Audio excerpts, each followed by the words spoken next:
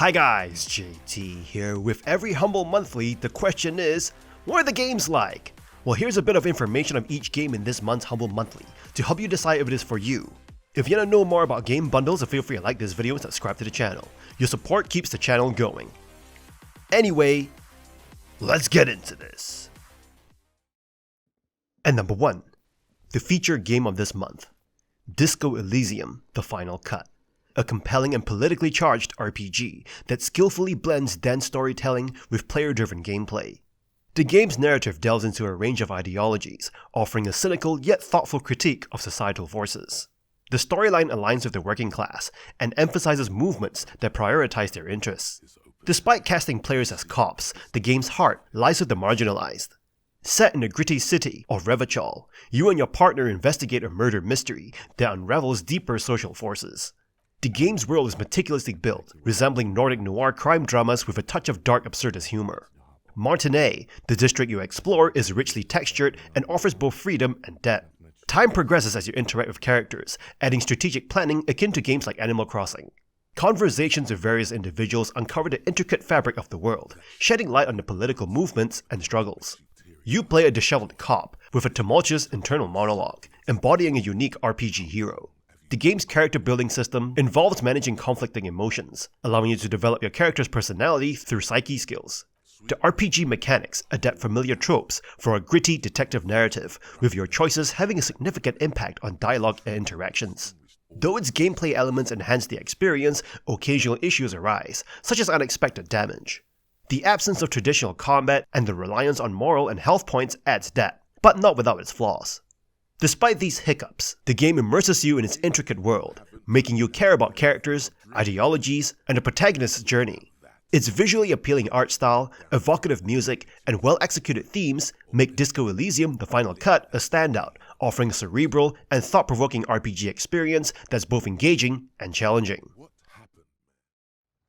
And number 2, we have Chivalry 2, a multiplayer hack-and-slash action game. Believe it or not, this game actually has a story. After the events of Chivalry 1, the bloodthirsty Mason rebels have successfully conquered the lands. The heirs of Agatha have reformed, and now with an even greater army than before, plans to retake their land. Seeing an opportunity in the chaos, the Tenosia, the continent's longtime enemy, has now also invaded. Chivalry 2 features massive battles, tons of gore, and it's so much fun. The battles are large in scale, putting you in the middle of 64-player battles. Like Verdun, if one player leaves the battle, it will be replaced by bots.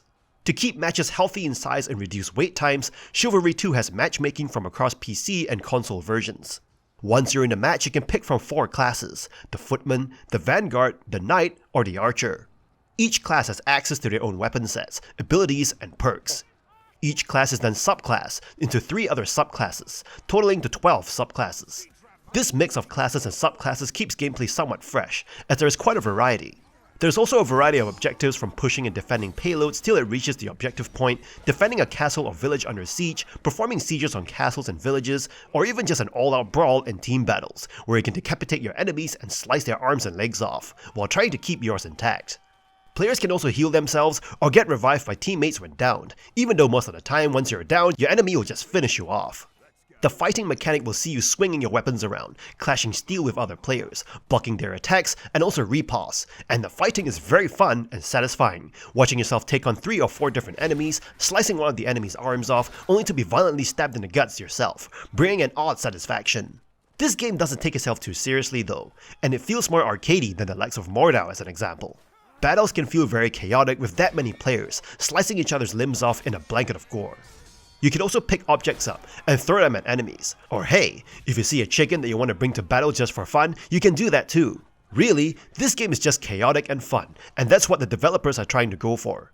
So if you like a less serious, sword-fighting multiplayer game where you just jump in, slice a few arms off and leave, then this is a game for you. And number 3 we have Road 96, a narrative game set in the year 1996. Taking place in the fictional country of Petria, it offers a road movie-like experience filled with border crossings, encounters, and a captivating story. The game immerses you in a world without social media, where cassette tapes, politics, and the masses play a central role. As you embark on your journey, you encounter various characters and engage in conversations, while constantly moving towards the border. Each playthrough introduces a new teen protagonist, bringing you back to the starting point geographically, but progressing the narrative. The choices you make in these scenes and encounters shape the outcome of the story, leading up to Election Day. Road 96 combines elements of a roguelike with individual hour-long journeys. Managing your funds and energy becomes essential for a successful border crossing. Along the way, you engage in conversations, interact with the environment, and enjoy minigames. The game's characters are richly characterized, with each encounter revealing new aspects and creating an intriguing opposition between their qualities. Despite its superficial approach to depth, Road 96 captivates with its dazzling characters, interesting storyline, and a sense of Americana. The game presents completion meters and permanent upgrades between runs, adding a game-like aspect to the experience. Ultimately, Road 96 offers a web of information and interactions that mirror how we learn about the world, through unexpected encounters and fragmented pieces that fit together. From start to finish, Road 96 delivers a bounty of possibilities and an intricate narrative web that will leave you engaged and satisfied, with each ending being unique. It's a game with a good heart, reminiscent of a road trip full of unexpected discoveries and memorable moments. And number 4, we have Trek to Yomi, a cinematic side-scrolling action game that blends Japanese history with exceptional visuals and voice acting. Developed by Flying Wild Hog and published by Devolver Digital, the game draws inspiration from Akira Kurosawa's films and delivers a captivating experience. This game offers outstanding presentation, including black and white visuals reminiscent of Kurosawa's work. Set in a revenge-driven narrative, the protagonist Hiroki seeks to protect his sensei's daughter and village after bandits attack. The game's voice cast features notable anime actors, enhancing the experience if you're into anime. Combat, conducted in a 2.5D space with fixed camera angles, is swift and engaging. The black and white aesthetics and film grain further contribute to the game's ambiance, resembling Kurosawa's classic films. Combat is concise and strategic, featuring one-on-one encounters with quick-moving foes. Parrying and countering are crucial for success, with battles often decided in a few well-placed slashes. Exploration between battles unveils hidden secrets and collectibles, enriching the lore without overbearing exposition. However, the game's creative choices can sometimes lead to issues. Frequent camera cuts occasionally disorient and make interactive elements hard to spot. This becomes problematic during combat, where missed parries due to visual cues can lead to unwarranted deaths. With a playtime of around 5 hours, Trek to Yomi maintains a brisk pace, avoiding overstaying its welcome. While not a complex or lengthy game, its striking presentation, engaging combat, and cinematic quality make it a worthwhile game to get into. And number 5, we have Arcade Paradise, a unique game that blends running a laundrette with playing arcade games, offering an intriguing slice-of-life experience. Developed by Nosebleed Interactive and published by Wired Productions, the game combines the mundane tasks of running a laundrette with the excitement of arcade gameplay. Initially, the focus is on managing the laundrette, completing tasks like washing clothes, collecting trash, and interacting with friends through a messenger app. However, hidden in the back room are playable arcade games that provide an unexpected twist. Players can enjoy games like Match 3, Mr. Driller, and more while earning money from them. As you accumulate funds, you can expand your arcade collection and grow your business. The appeal of Arcade Paradise lies in its balance between the nostalgic allure of classic arcade games and the unexpected enjoyment found in running the laundrette. The dozens of arcade cabinets are meticulously designed, combining elements of top-down GTA with gameplay reminiscent of classic games like Pac-Man. The game's core satisfaction comes from gradually transforming the laundrette into an arcade, appealing to both nostalgia and the desire for business growth. The game cleverly captures the sense of stealing moments for games amidst daily responsibilities, contrasting the vibrant and exciting world of gaming with the routine of work. It also highlights how games can be a unique lens through which to view the world, turning every mundane task, like laundry, into a rewarding challenge. Overall, Arcade Paradise offers a distinct fusion of nostalgia, gameplay, and everyday life that resonates with players. And number 6, we have SuchArt, Genius Artist Simulator, a sandbox artist simulation game that allows you to live the life of a genius artist in a digital space. The game offers a space-themed art studio where you can create art using various high-tech tools and gadgets. You can take commissions from clients to produce art according to their specifications, or simply ignore the commissions and create whatever you want. The gameplay is reminiscent of games like Half-Life 2 and Portal 2, with intuitive controls that allow you to pick up and interact with items in your studio. The game provides you a wide range of tools, including a color chooser, an eyedropper tool, and a canvas generator, giving you all the resources you need to unleash your artistic potential. SuchArt offers different game modes, including a sandbox creative mode for unlimited art creation, a story mode where you can earn fame and money through commissions, and a fast-forward mode that accelerates your progress. The story unfolds through emails you receive, and while it may not be a masterpiece, it adds an interesting and compelling element to the game. Visually, the game is beautifully rendered, with accurate colors and enough detail to create intricate artworks. The art direction is innocent looking and vibrant, complementing the overall experience. The music can be turned off if preferred, allowing you to enjoy the game's relaxing atmosphere and appreciate the accurate sound design. The game offers multiple control options and colorblind modes for accessibility, and a supportive community provides guides and videos to help improve your artistic skills within the game.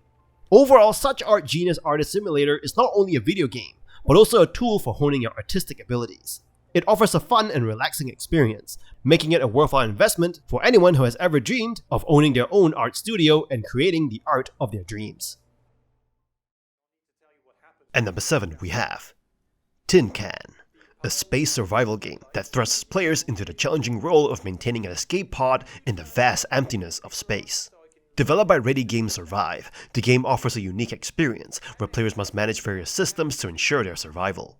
The gameplay revolves around fixing and maintaining the pod's equipment while navigating the dangers of space. The game's visuals are serviceable, delivering a convincing space setting. However, the confined space of the escape pod limits the scope for more intricate visuals. The core appeal lies in the gameplay, which offers a blend of survival challenges and problem solving.